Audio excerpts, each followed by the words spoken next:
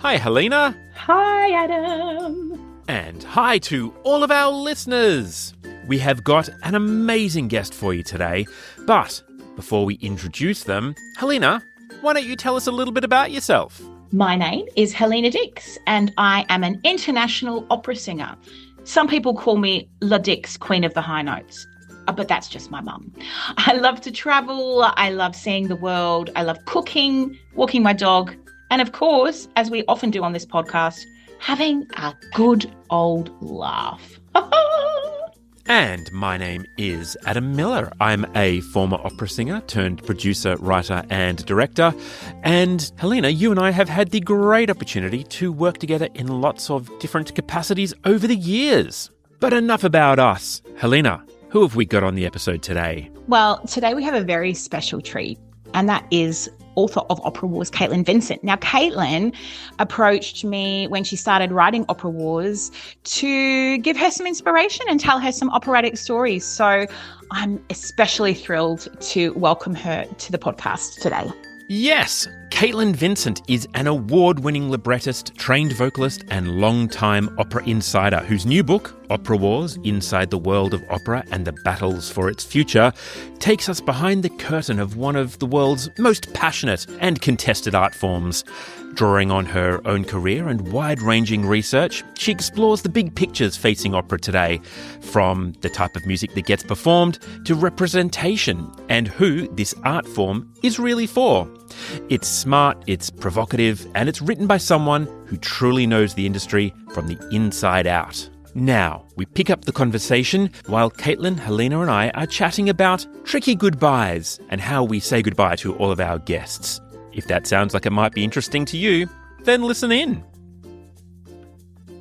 Just by the end of an hour, they just hate us. That's also the possibility, that you get to the end of it and they're just like... There's like no more high notes, no more anecdotes, none of it.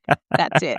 Nice link in there. Can tell you're a librettist already. There you go. Putting the name. She said it. She said it. Branding. Right away.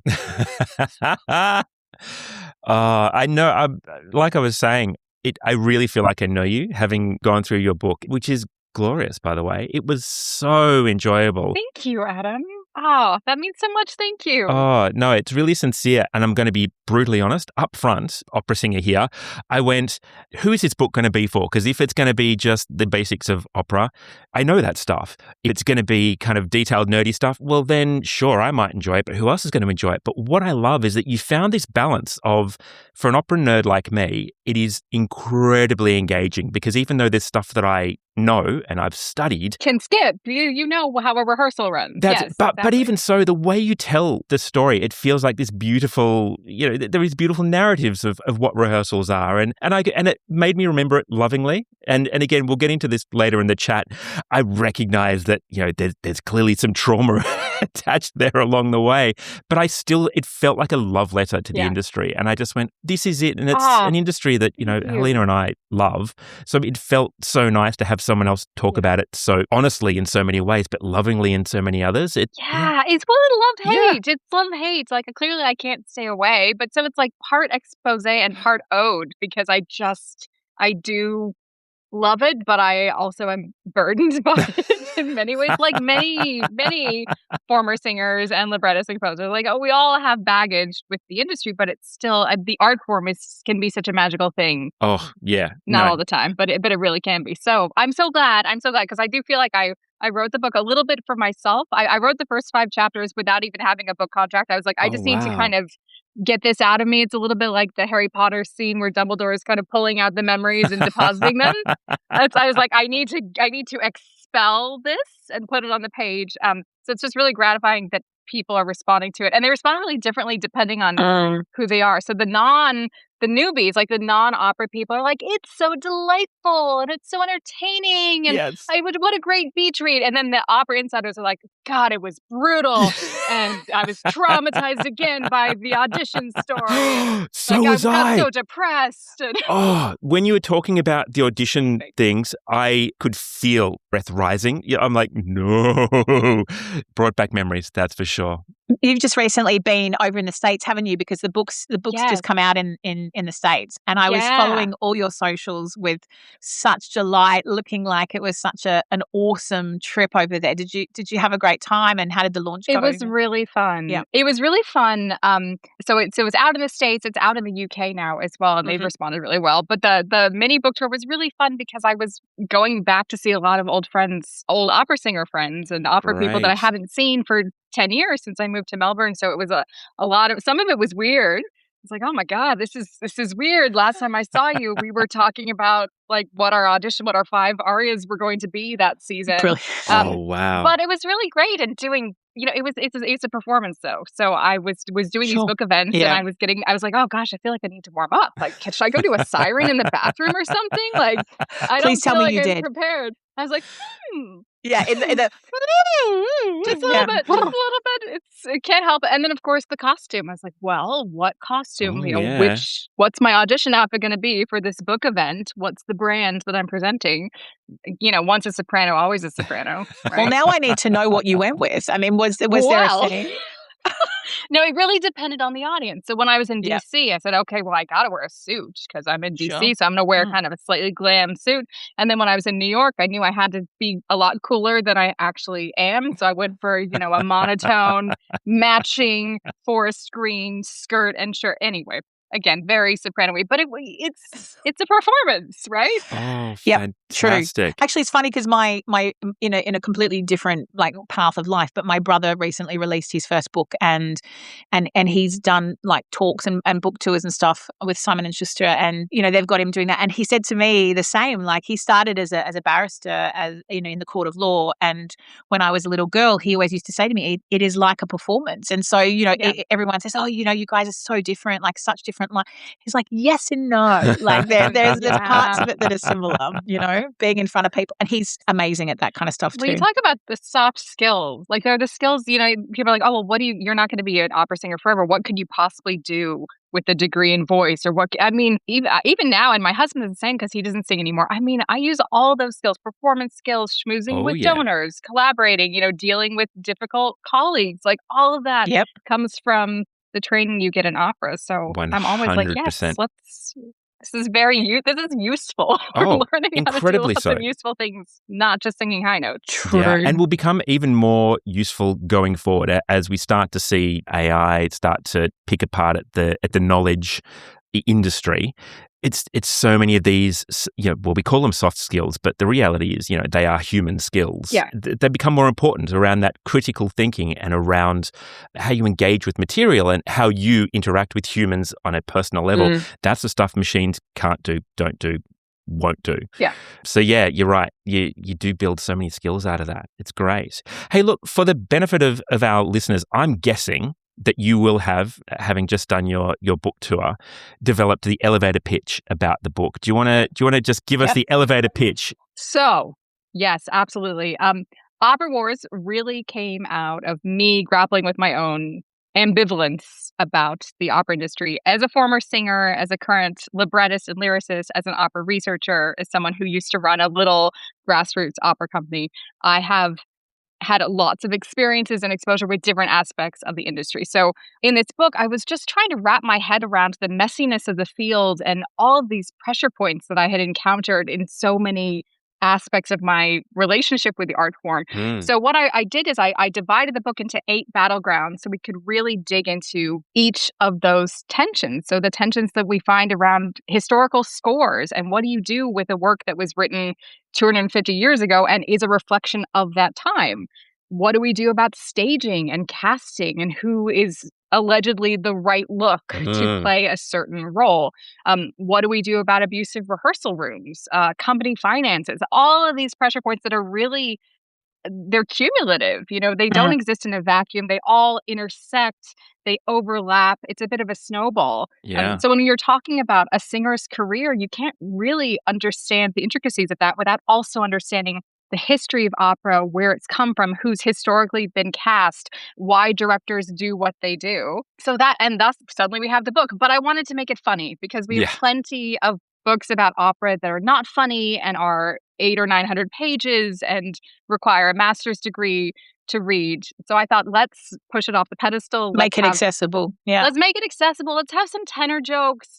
Let's actually, poke a little bit of fun. So apologies to all tenors. I promise there were a lot more that I actually took out. So you're welcome. But let's just... Shame. I want to see that reel. I want to see that reel for sure. Yeah. It's so, there's this idea that opera is so snobby and elitist. And it's not. It's a hot mess. But we can love it more because of that complexity, because of all this baggage it's been carrying around for 400 years. Oh. That was a long elevator pitch. That wasn't like an extended, more of an escalator. I like that. But I enjoyed the ride, and that's what's important.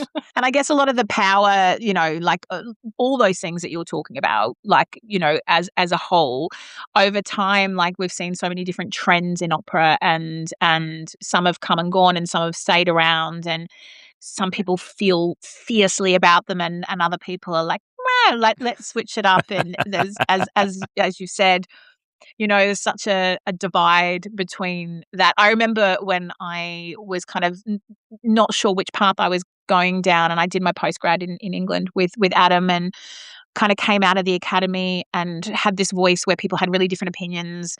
And I won the Bayreuth Prize to go to Bayreuth, and so I was preparing this Wagner stuff, and I thought, and I got sent to all these specialists, these really specialist coaches, and they were nuts, like in the best of ways, but there was some cray going on in the Wagner world, and it was quite new to me. And this intellectual approaches on what you could and couldn't do, and what this theme was, and how that then translates. And I'm like, being the typical young soprano, I was just like, I just want to sing. Not that I'm an idiot, but at the same time, so many narrow-minded opinions as well, I found when I started coaching. And actually, as a young singer, that actually really put me off, because I thought, whilst I don't mind opinions, and whilst I want to know styles, and I want to understand, because I was a real nerd as far as immersing myself in what I was doing, I just found that particular path at that time for me it really put me off. And I went over there, and I loved the experience, and I got to sing as one of the representatives and sing for Wagner's family, and it was amazing, and I loved being in the theatre and hearing the orchestra play. That all of that was just an incredible experience. But at the end of it all, someone said to me, "Oh, so you got a real taste for it now?" And I'm like, "No, actually." A cautionary tale.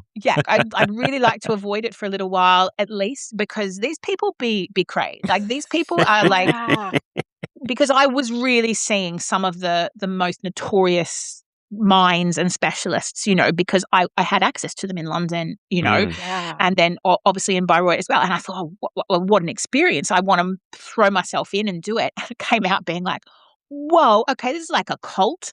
And yes. Yes. All of opera is a little bit, but especially Wagner. And as you said in the opening of the book, where you say, people travel all around the globe to see Wagner's Ring Cycle, and these people in retirement, that's how they spend their life, and it's an obsession, and awesome for them, right? Fantastic. But this thing of, couldn't I just do it like this? No. Excuse me? I remember saying to a coach, but I like the color on this text, because it sounds like such and such. And just looked at me like I was literally mental, which potentially. But then when I delivered my first Elsa in Lohengrin to audiences, and people were like, "Oh, the colors that you got," and it's like a really different kind of portrayal. But we really understood what you were trying to do. And then there's that fine line, isn't it, between and I appreciate both sides, but come on, people. I think there's this idea that the singer is meant to just be a vessel for the masters, that they're not meant to have opinions, you're supposed to just be empty and let the text and the music fill you. And I think it's such a harmful expectation that really minimizes the role of the singer and their value. I mean, it's so much easier to talk about singers as cogs in the machine, or to mistreat them in rehearsal rooms, or do all the things that we see when we're talking about opera as a site of employment. It's much easier to do that if you're well, you're a vessel. The art is what's most important. It's any means to produce the art that is worthy of these composers. But I think it's just such a dangerous sentiment, and also cuts out some of the most amazing parts of opera, which is that human interpretation of how does this reflect who I am, and I'm going to perform it in this way. And we as singers have developed, and we've got different different things that we've learned over the times as well, as opposed to at the time when, say, the composer was writing for the singer. I like to think that the composer, not completely, but I like to think that the composer would be like, yeah, oh my God, that's an awesome idea. Obviously, I'm not, making choices that are like so ridiculously politically incorrect and stylistically incorrect, that it's ruining the entirety of what's going on. But I had a Zoom meeting with my conductor for Norma the other day, and I said to him, I really love this little embellishment here, something that I'd written, and in bel canto especially, like obviously, like, is that period was for creation and for the beauty of the voice, and I would like to think that I had really good grounds on what I wanted to say, and the way I did it didn't affect anyone else. It was just, and literally got shut down. It's like, and he said to me, he said, I worked with Bonning on Norma like many, many, many times. And he said, and Bonning spent so long cutting bits, always being, kind to the singer, like whatever the singer wanted, we would do it. He said, and I got sick of it. And quite frankly, I'm on my projection now to make sure that I do what the composer wanted and not what the singer wants, And I've got to say, I took a deep breath and I was like, cool.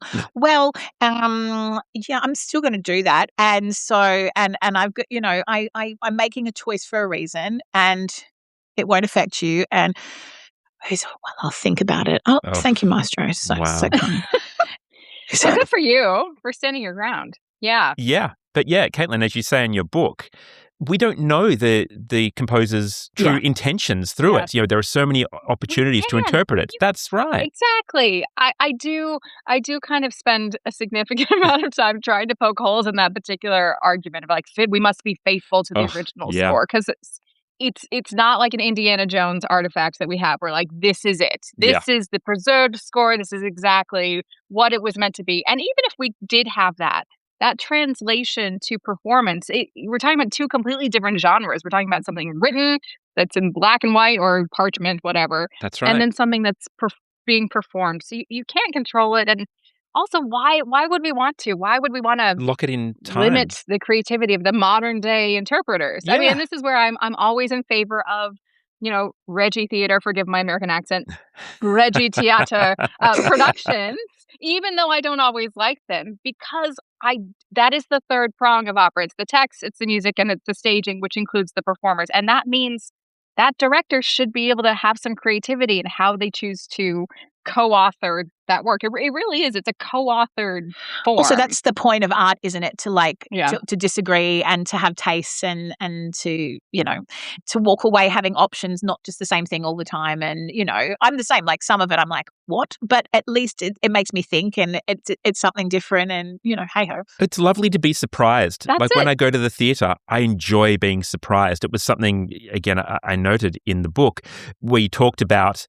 Some people going to the opera as comfort theatre, that real sense of, this is home and this is the production of Bohème that I've seen 20 times and I want to see it 20 more. Whereas I love going and being surprised or being delighted by something that was totally left field. I need it to be, set on the moon or set in a spaceship. But what I do need is to feel like someone's made a really conscious choice for whatever I'm watching to go, and there's integrity, like it connects. Yeah. Like they do it throughout, like they're really consistent. But I have to say, and I don't mean to play both sides, and I do try to be a little bit both-sided in the book just to say these are the two arguments in this battleground. But if we're talking about a true opera newbie who's never been before, is there an issue with them trying to go see La Bohème or Tosca or Carmen, and it is a production that is so out there that in many ways it's not actually recognizable as the original. Like we talk about adaptations, or Wuthering Heights is all the rage to talk about right now as an adaptation of the book. But for people who have never read the book, are they missing something because they're not seeing it in a traditional version? I mean, so this is the pressure point that we see. What do we do obviously the way we are going to experience a Reggio Theatre production is going to be very different because we already know the original. We know what's being adapted. True. We know what choices have been made. That's not going to be true for all audiences. So, what do you do? I don't answer these questions in my book, No. by the way. I'm not sure I have any solutions. I'm just like, well, this is the problem. But it starts the conversation. Yeah. But I love the fact that you start the conversation with that, because that's led to conversations in my household about this. One of the pieces that came up is I only send people, opera newbies, to traditional works. And I hadn't realized that's why I do it until your book. And I went, oh yeah, it's because I know all the other things that they're railing against, and that's clever, but actually I want them to see the pure form, pure in inverted commas, first, so they can have an opinion about a reinterpretation down the track. So yeah, I kind of like that you didn't pick sides. It was great. I have opinions, clearly, but you both know that I clearly have opinions. But I try not to. But at the same time, I have to say there's a stat that I put in the book, which I heard from an American opera insider, which was just so alarming, which was that something like 80 to 85% of first-time opera goers, they're one and done. They see one opera, and then they say, the art form's not for me. And so if you think, okay, if they're going to see Magic Flute or Tosca, and then they see that traditional version of opera, they're not seeing new work. Is that what's turning them off? The fact that we're sending them to see a 19th century product instead of a product of our time. I just wonder about that. Yeah. Are we actually making a mistake in having them go see La Boheme? Oh, see, for me, I always say to people, La Boheme is number one. Like, if there's a La Boheme in town, I'm like, it's pretty hard to not like La Boheme. Like, that is, for my taste, that's opera right there. Going, if you like La Boheme, you will like opera. You'll find something you enjoy. The other one is, what else was it? Tosca's another one that I really like sending people to, and the Barber of Seville. Those three, I go, yep, if you like any one of these three, you will find something to like in opera. I made the fatal mistake of taking friends to go and see Samson and Delilah when I was in my early 20s. And I went, come and see some opera with me, everyone. I'm an opera singer and we're going to love opera. And I took them. Everybody, thank God, fell asleep about halfway through because it was an unwatchable show. At least I could say, oh, well, you fell asleep, so it's kind of on you that you didn't get to appreciate it. But the reality was, it was a disaster. And I've never gone back to see Samson and Delilah again. It's scarred me for life. But I do suspect I put off some potential opera fans on that night by taking them to see Samson and Delilah. See, if it weren't for that moment, we would not have any concerns about selling tickets in the industry right now. This is all because of you. It's all my fault. This is like the butterfly effect from Samson and Delilah. Bloody Samson and Delilah. God damn it. So during your research for the book, was there ever a moment that you felt like that it felt like a spy novel? Like, is there a lot of juicy kind of things that you were gathering and people you were talking to? I mean, I know I should say to our listeners that I was one of the people that you spoke to. Yes, you were. Yes. And I mean, it was tempting to just make it the Helena Dix show, because I was like, can I just make this a book about my interview with her? Because that was awesome. Yeah. Look, it was I spoke to a lot of really interesting people. And I just love talking opera with opera people and with smart people. So it was just such a joy. And sometimes I kind of forgot. I was like, oh, crap, I forgot I'm actually doing this for research. I'm writing the book. We're not just friends. I can't just be friends with Jamie Barton. But I mean, there were some amazing stories, especially about like performance mishaps. There were some really fun things in there. I think that the really good gossip was, of course, around toxic rehearsal rooms where everyone was anonymous. And I knew going into writing that of course, chapter because that no was one everyone. wants to. Yeah, absolutely. And I didn't want anyone to feel any concern that by talking to me honestly about their experiences with directors and conductors, that their careers would be at risk. So I was like, we're all going to be anonymous. I sent everyone the quotes, but I mean, that was really horrifying, especially to talk to some really high level artists who were just saying that it is just so traumatizing and abusive and horrible. And some of this, it just makes your skin crawl, these stories. Yep. I think if you're not an opera insider, again, I think they're really going to enjoy some of those gossipy stories, because that is where it does get a little bit Mozart in the jungle-y. Sure. Yeah. I think for the insiders, we've all had experience with rehearsal rooms of that ilk.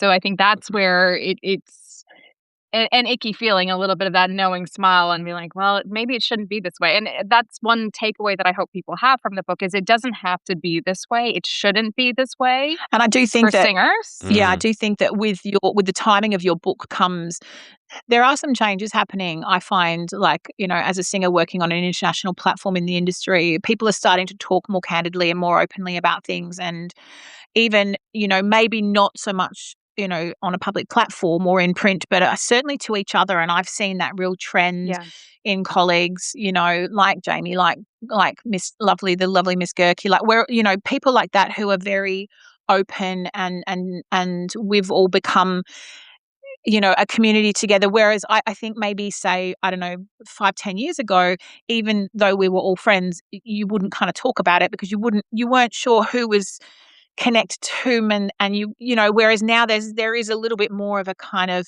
camaraderie of standing up against things that are just not right. And that's not to say they don't still happen. And of course you've highlighted that, but it's I think there are good changes on the way, thanks to someone like yourself who's voicing it, even if it's anonymous, but voicing it, out for the public, and smart, intelligent woman who's saying, well, actually, I'm calling this out, and then artists who are going, well, actually, it's okay to talk about it. And Adam and I have talked about it before, about this generation of people who have made the paths for things to be better and more open. On the flip side, there's a lot of snowflake mentality too, but actually the good that's come out of that is the ability to connect and to talk about it. And I think on an international level as well, and I'm sure you'd find this from all the interviews that you did internationally, because I know you have a huge host of people that you talk to, but I'm sure that you find as well that the ability to express that openly is very different in each culture too, right? Yeah, absolutely. And the context of, it's funny because it's such a global industry. And you have, Americans working in Germany and Germans working and vice versa. Everyone's sort of mishmashed together. But the companies are embedded within the infrastructure of their society, national cultures. And so that comes with really different perspectives in terms of things like HR and whether the art is more important. But I have to say, something that was interesting when the book first came out and I was getting some early reviews is there were a couple of folks who kind of took issue with this idea of opera being an industry. And one of them said, well, I'm sorry, but it's an art form. I really take issue that you describe it as industry. It's an art form. It's like, that's, again, such a dangerous perspective because it ignores the people who are working. It's this idea, well, you do it for the passion, you do it for the voice because it's your calling. You don't need to have a safe working environment. You don't need to get paid a fair wage. And I'm like, no. It can be an art form, but it is also an industry. There is a machine behind it. There are workers who deserve to be compensated appropriately for the work and the value that they have, instead of just, working for exposure or whatever, But that was a really interesting perspective to get. And I was like, no, we need to move away from that. That is the danger to the future of the industry, is people who say it is just an art form. Gosh, absolutely. So would you say then that your experience putting the Figaro project together changed your perspective? Having moved from being a singer into a producer and a librettist and really sitting on the other side of the industry, would you say that is what affected what you just said about it being an industry? I think it wasn't so much the Figaro project. The Figaro project, I was singing at the same time that I started the Figaro project, and it was really self-serving in a way because I was trying to create opportunities for myself and my friends. And so it was really fun. It was safe. And I was able to address some of the issues that I'd seen in professional rehearsal rooms by saying, okay, I'm setting up a schedule in advance, and we're, just Love that it. kind. We're going to be really positive. We're going to have fun. This is going to be a great thing. I'm only having my friends do this, right? Yeah. So I did learn a lot about the business of it. But I think this idea of the industry really came after I stopped singing, when I was really digging into my research. So my day job is I'm a researcher. I research the opera industry, but specifically employment and careers. So how do people work in the arts? How do they navigate employment? What are all the pressure points that come out of that? And then when COVID hit, and just seeing so many of my friends who were still singing just utterly decimated and forgotten by companies, by the sector, I really kind of became compelled to dig into that a little bit more, this idea of they're actually workers, no one should be on food stamps. The company shouldn't have just been able to cancel these contracts, all of these complexities that really emerged out of that. I think that lit a bit of a fire in my stomach, in my belly, in terms of wanting to articulate this a bit more clearly. So a lot of the more recent research I've done has been around employment trends, who's actually being hired by companies. If we're talking about directors, what kinds of works are certain kinds of directors being hired to do? What do we see with historical works like Madame Butterfly or, Porgy and Bess in terms of employment? What are all of these things? So I think just having that distance from my own career gave me the opportunity to see the bigger picture in terms of how this machine works together and maybe where it's kind of limping a little bit and sparks are flying. And so what would you say are those pieces? Well, let's put it this way. What advice would you give to, let's ignore the behemoths, the small and the medium companies that will A, make the industry better for artists, and B, make the industry sustainable so that audiences can enjoy it for all time? Look, the sustainability question is a big one that we're all grappling with because opera is just so incredibly expensive. And in order to survive, companies are contracting. Yep. And then, of course, because they're contracting, we're seeing performance opportunities decline. It really is an ecosystem. There is a trickle-down effect on companies in terms of the pipeline for singers. In terms of what companies can do to make things better besides building a more sustainable sector, I mean, there are small things, small changes that could be made. Absolutely. They just require, courage from company leadership. And really ownership to say, we're a small company, but we can choose to do things in a different way. We can choose that for anyone who's auditioning for us at a general audition, we are going to send them a rejection letter, even if it's a form rejection letter, so they're not waiting. Yeah. Right. For anyone who doesn't actually get an audition when they apply, we're going to reimburse them. We're going to refund them their application fee, or because they didn't actually get to sing for us. Yeah. We're going to set a rehearsal schedule enough in advance that singers that have children can actually choose to go home if they have 2 days off in a row that they wouldn't have known. Yep. These are actually fairly tiny things. They just require a little bit of oversight and thought from the company to say, okay, what are the little things we could do that would make things better? I mean, 100%. It's just a respect. It's respect and consideration. And again, this idea that these are my workers. I know they're gig workers. I know they're independent contractors and they're just on this show, but I want them to come back. I want them to be happy. Yeah. I'm going to make sure they have olive oil and salt and pepper in their rental place. Yes. And then they do their best version of the job as well, right? I mean, Jamie, you talked about Jamie Barton, who's a good friend and has been on our podcast as well.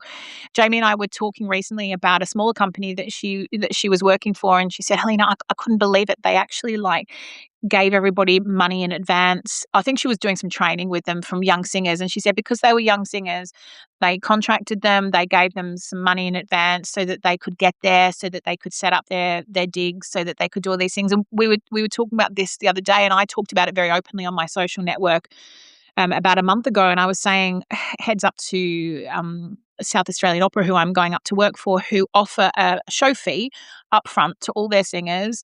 And that means that during this period when you're spending, 6 weeks, 8 weeks learning the score, going for coachings, and then you're paying to get there and everything, that you actually have that money ahead of time to be able to do all those things. And it just makes life so much more comfortable. I've said before, when I was in Brussels doing this world premiere, it was an amazing thing, but it was 3 months work and I didn't get paid till the end for anything, no expenses, no nothing. So I didn't get paid for 3 months, and it's Brussels. It's expensive.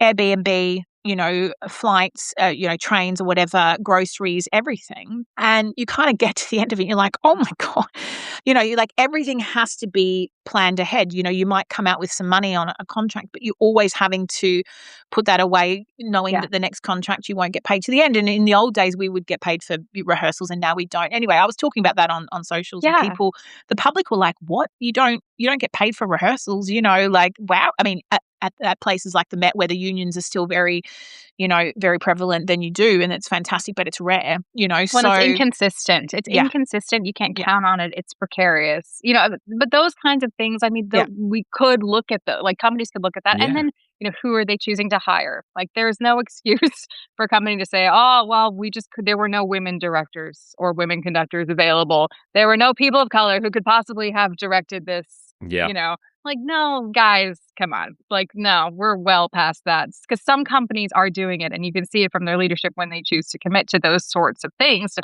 build equity, that they can do it. So, but again, it takes courage. It takes a certain kind of risk, but an acknowledgement that the industry is a habitat, is an ecosystem. Everything is connected, and you cannot build a sustainable sector if you are not supporting your workers. It's a village. I say that all the time. It's a village, like as some of these bigger companies that I've worked for, they're just phenomenal, like the way that they kind of come off but it's the smaller companies, I think, that are making waves, some of the smaller companies that are being more thoughtful and got some really interesting people in leadership positions going in and making changes. And I think that's wonderful. I really do. But yeah, well, we've certainly still got a long way to go. That's for sure.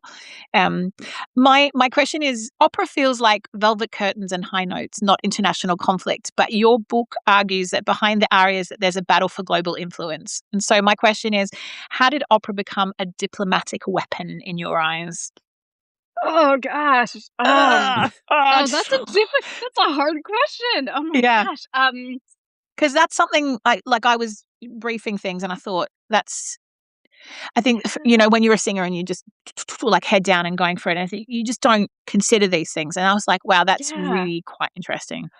I mean, it's funny because there is still there's prestige and this idea of clout, not just in going to the opera, but with the kind of opera that you produce as a nation, right? So of course, Italy, super proud, original, the OG opera makers, and you saw, if anyone saw the Olympics, the Winter Olympics, the closing ceremony, closing ceremony was full on. It's like, let's do La Traviata, and we're gonna have Rigoletto, and we're gonna have Aida.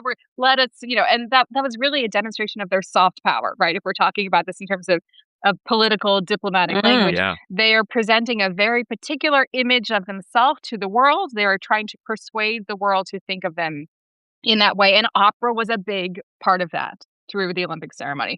If you think about America, like America has made a huge push in the past 20, 25 years in terms of new works. Like it's a golden age of American opera. True. So despite the challenges, the financial challenges, there is a really thriving scene. There's a thriving pipeline of developing composers and librettists to produce, great American work. So we do have different points of pride coming out.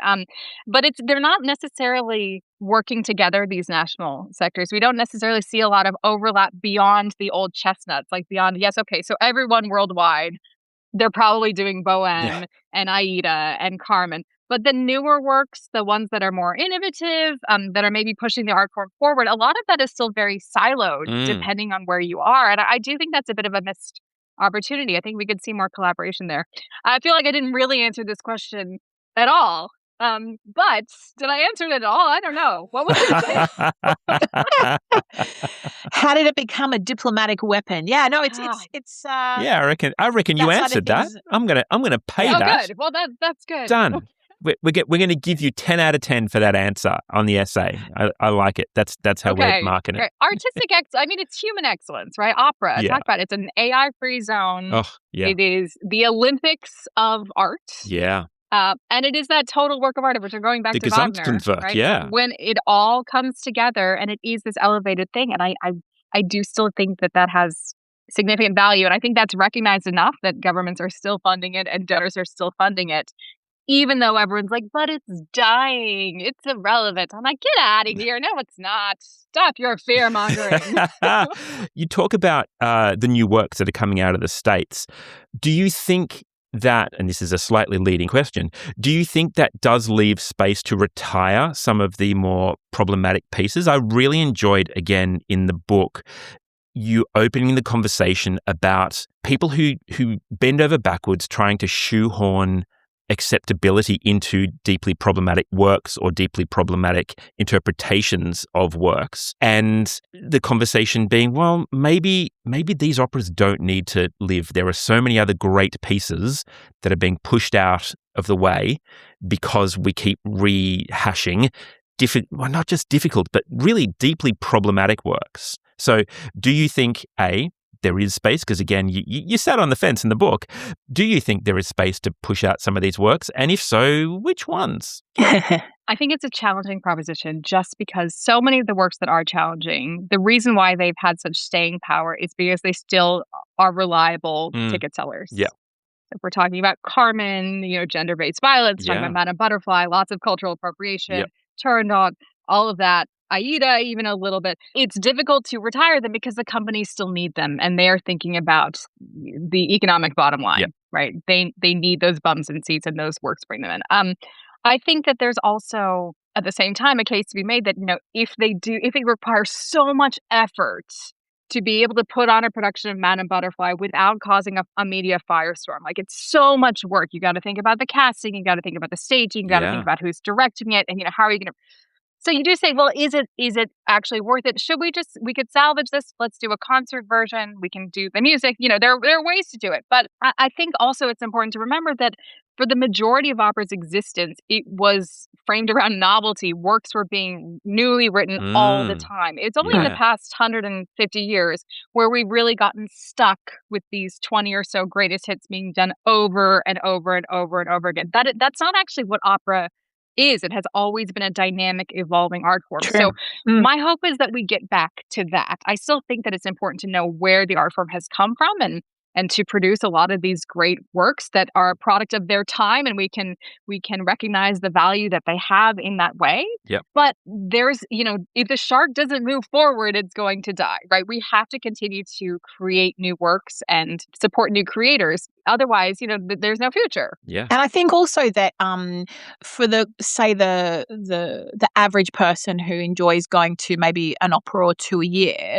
I think the reason that those tradition, like as humans, we love doing the same thing. Like we love that kind of thing. However, I do think with new works as well, that if we're hearing new works that are still incredibly moving and beautiful and have that same kind of ethereal physical reaction to, say, something that Bohème might have or that Carmen might have, or because I think that even though these great works, for me, some of the reasons that they've not gone despite being controversial or the way that we're moving forward is because they make you feel in a certain way. And I think there was a little period of time when new works were coming out that were so hard to listen to, and new work became about reinventing the wheel harmonically, and like even stuff like Cage and like all this kind of stuff, and minimalism and all that kind of thing.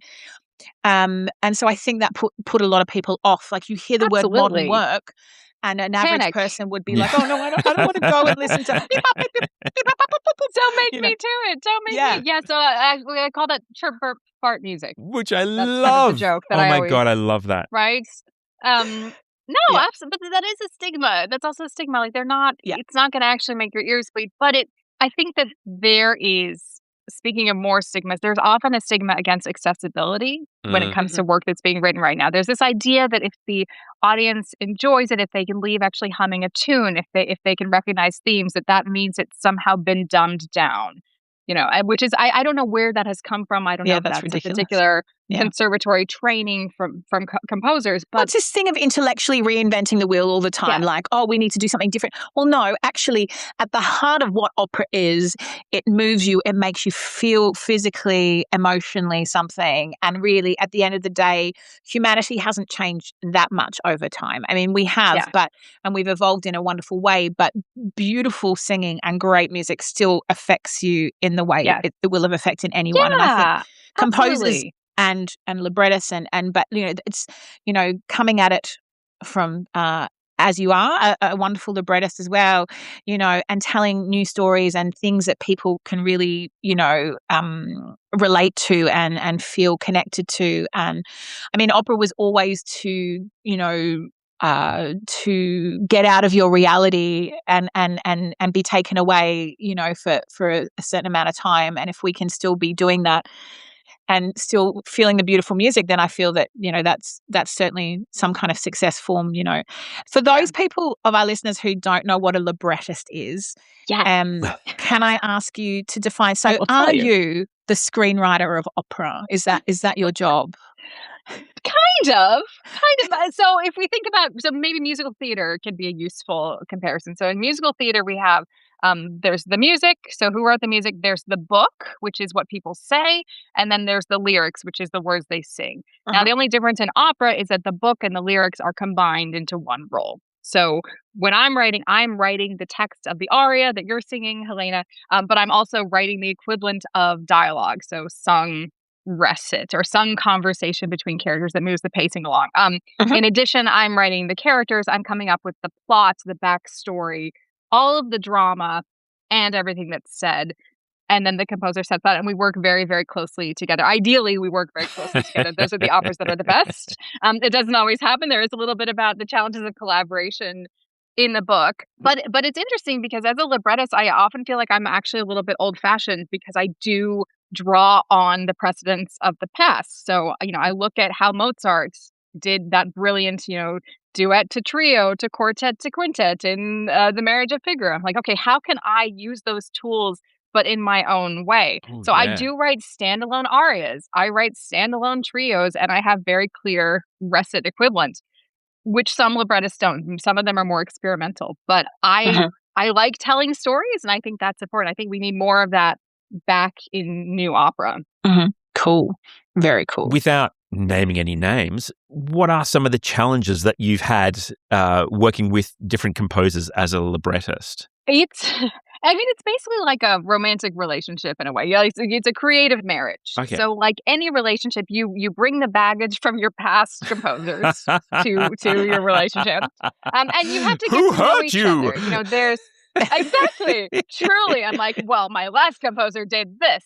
So there's a lot of getting to know the other person, getting to know their preferred style, how they respond to feedback or don't respond to feedback, how you can work together. So there's that personal chemistry that you need to have. Then there's also the artistic chemistry. So you need to have alignment in terms of how you think about opera and how I wouldn't choose to work with a composer who's super experimental or avant-garde because I know that it wouldn't align with my artistic voice because I do use more traditional structures, right? And then finally, there's communication. So it's a lot of back and forth. It's a lot of being really open and setting aside egos to say, okay, I really like the aria as it is, but clearly it's not working the character. There's something off with the character. What can we do from both of our sides to actually make this better? So where things often go wrong is in that communication aspect. I've had composers disappear for months and then they've come back and then they rewrote my libretto while writing their heard music. that in the book. I was like, my God. That was a bit traumatizing for me. I did give up writing for a couple years. I was like, no, none of that. That was a long time ago, and I learned a lot. But that's common. Another thing that you see, which is not really coming from the composers, but it's something that I work on really actively in the States with the Dramatists Guild of America, is around credit, because it's still very common for librettists not to be credited alongside composers in promotional materials, media releases, playbills. It just says, Marriage of Figaro by Mozart. Yeah. Right. But of course, if it weren't for De Ponte's text, there would be no story. There's no characters. There's no words. So with the older librettists and composers, I don't worry about it as much because they're dead and their names are usually very long and usually Italian. But with modern operas, I'm like, if you want this to be acknowledged as storytelling, as sung theater, you have to acknowledge the co-author, like they are equal creators. Yeah. Why aren't you crediting the librettist? So there's some tension there too. So when you ask that question, what's the answer? I'm very obnoxious about it. I send a lot of very polite direct messages to companies and I say, oh, I'm so sorry. I noticed that you didn't. I did it yesterday. Actually, there was someone doing a William Bolcom piece and they didn't credit the librettists on the thing. And they said, well, you'll see, we credited them inside the program and here's the link. And I was like, yes, thank you so much for your efforts. But, as per the suggestions of the Dramatists Guild, anywhere the composer's name is listed, the librettist's name should also be listed. That is how you establish that shared equal partnership. But look, every collaboration is different. Sure. I have some favorite composers and I have some composers that will never work with again because there was no respect or, it just wasn't a good collaboration, like all of our ex-boyfriends and girlfriends. And in the sense of the power play, and I guess this probably changes, but who gets the last say? the composer or It the really librettist? depends. It Okay. depends. So I Okay. usually write my work first, and then I give it to the composer, Uh-huh. and then we go back and forth. So they will send me scenes, usually with a MIDI recording, so I can hear the pacing, and then I will try to focus my feedback on things that are within my domain. So I focus on character, I focus on pacing, that sort of stuff. I don't say things like, "Well, I don't like this melody. I think you Sure. should come up." That's not my domain. Um, but then, you have to pick your battles. So you say, okay, this one point that I'm making is really, really important to me. So I'm going to choose to fight for this. And this other thing that's really important to them, I don't really care so much about that. So I'm going to choose to let that one go for the sake of the collaboration to support this partnership. And so there is that compromise. But the joke, of course, that people make is that it's a marriage, right? A composer and librettist, it's a marriage, but that librettists sleep around because they usually have a string of composers they work with, and composers don't have as many librettists. So there you go. There you go. Oh, We've just learned something. There we are. Yeah. So you talk about collaboration. I'm going to have to ask because I'm fascinated by this. With your book, I listen to the audiobook. I'm one of these people when I'm really busy, I love a good book, but I always feel like I shouldn't be dedicating time to sitting and reading. Whereas an audiobook, I can forgive myself anything while I'm driving, while I'm working, anything. I can be listening in the background. I could be really honing in on it in any way I want to. So I grabbed this audiobook, which was gloriously read by Jennifer Jill Araya. So really wonderful. Yeah.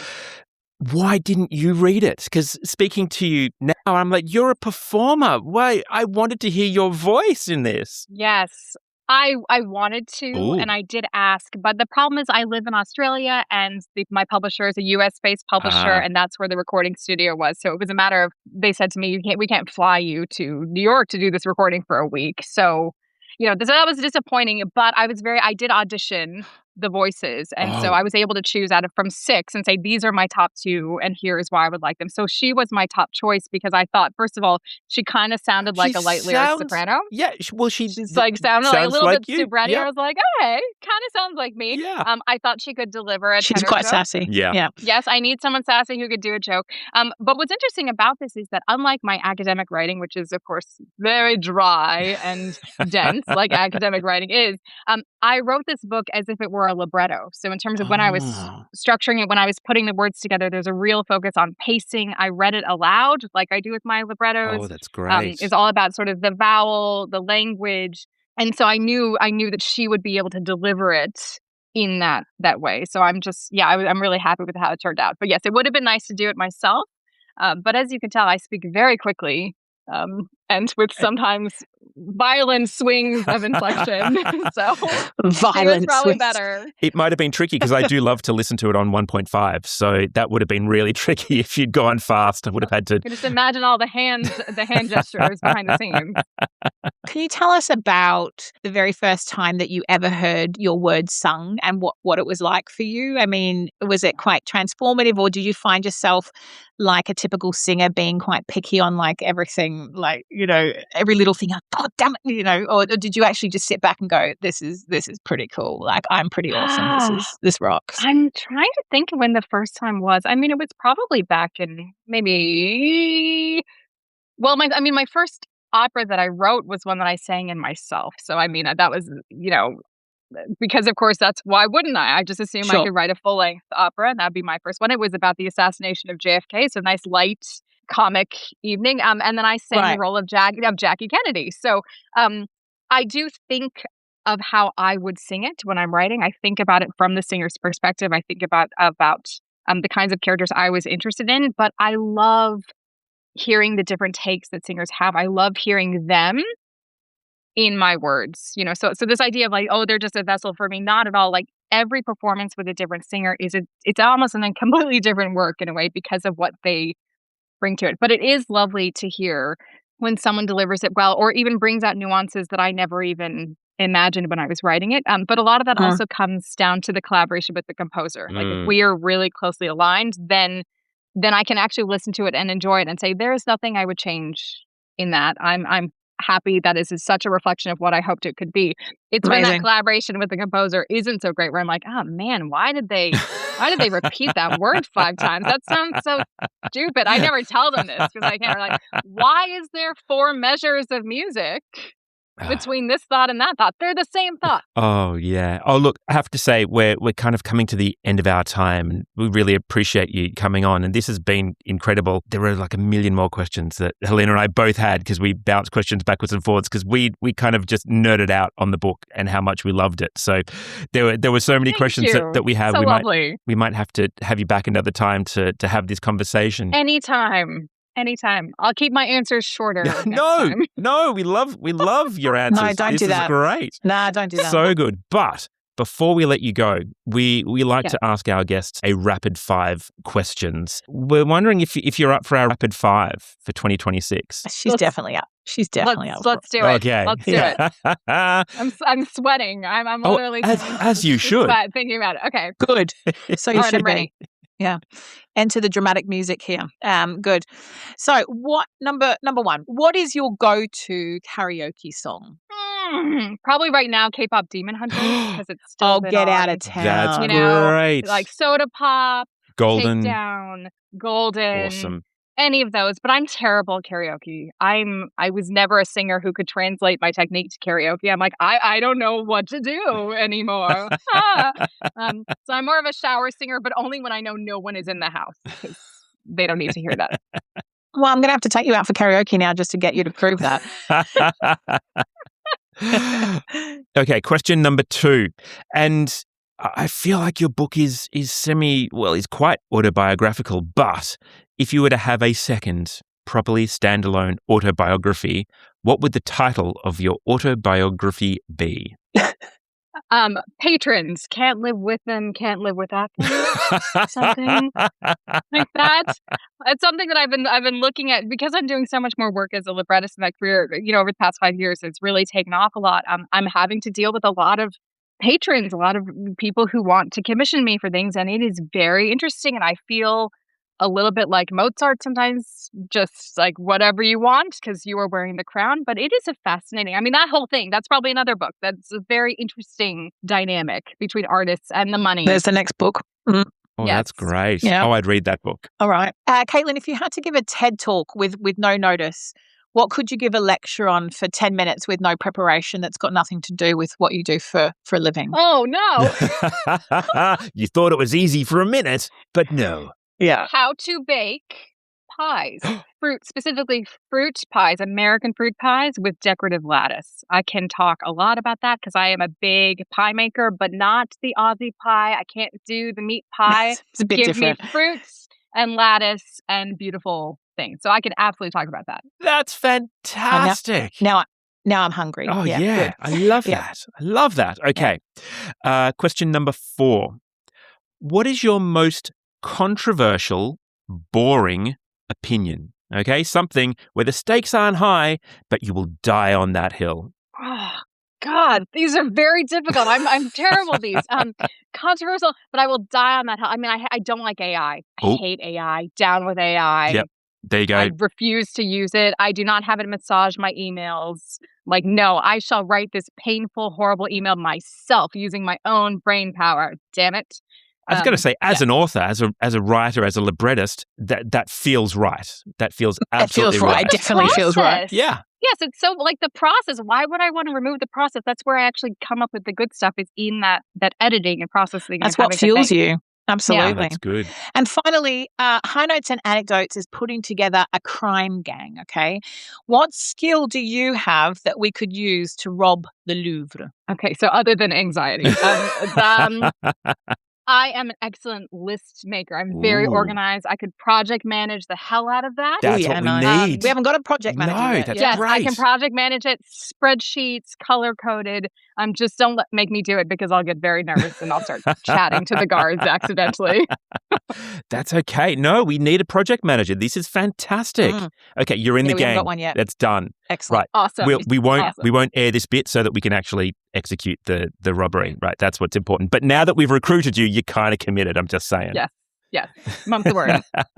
Great. Look forward to the post-it notes. Oh, yeah, gosh. excellent. Look, thank you so much for coming on. This has been so much fun. Thank you and both. I genuinely can't express how much I love the book. My family loved the book as well. I've got an aspiring young singer coming up as my eldest daughter, and I was listening to it with her, and she was, constantly going, "Oh my God, that's so interesting. That's so interesting." When we got to the audition section, she's like, "What? No?" But apart from that, I hope we didn't talk her out of it. Okay, I hope she's like still committed to it. She's still in. She's still in, but no, she loved it. The rest of the family loved it. So thank you so much for writing it and sharing that with the world. Thank you. And thanks for coming on and chatting with us today. We've really appreciated it, and it's been a great chat. My pleasure. Anytime. All the anecdotes, no high notes anymore. There's nothing left. But Helena, you can do the high notes. Fair. And you too, Adam. Yeah. And on a personal note, thank you for bringing me along with your little journey as well. It has really been a pleasure. Some of my favorite parts of the book, truly. Like, how can I get more quotes from her in here? Because it's just awesome. Anyway, thank you both. Until next time. Thank you. Bye-bye. Take care. Bye. Bye. Bye.